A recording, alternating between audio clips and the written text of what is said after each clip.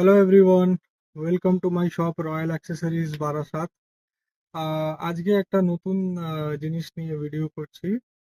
সেটা হলো আমাদের বাইকের এক্সস্ট।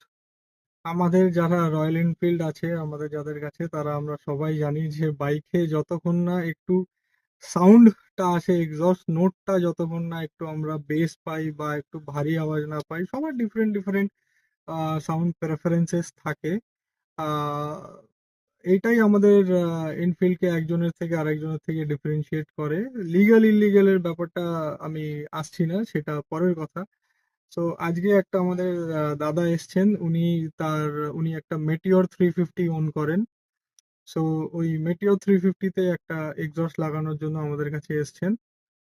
তো অনেক এক্সস্ট দেখার পরে উনি ডিসিশন নিলেন যে উনি রেড রুস্টারের পোলস্টার প্রো নেবেন। তো রেড রুস্টারের পোলস্টার প্রোটা কি? এটা এক ধরনের performance exhaust which has a very Thampi base.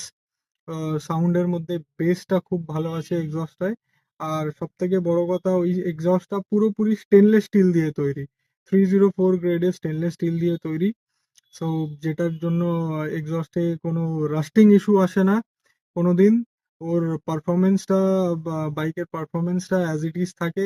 I would say in fact increase হয়ে যায় পারফরমেন্সটা। আর খারাপ তো হয় না এক্সস্টটা কোনোদিনই। অ্যান্ড মোস্ট প্রবাবলি মাইলেজটাও আপনার ড্রপ হয় না গাড়ির। সো এই প্রোডাক্টটা আপনাদের সামনে আমি দেখাচ্ছি, গাড়িতে লাগানোর পরেও ভিডিও আপনাদেরকে দেখাবো, আর আনবক্সিং করেও দেখাচ্ছি। তো চলো, let's unbox this. Now here we are unboxing this.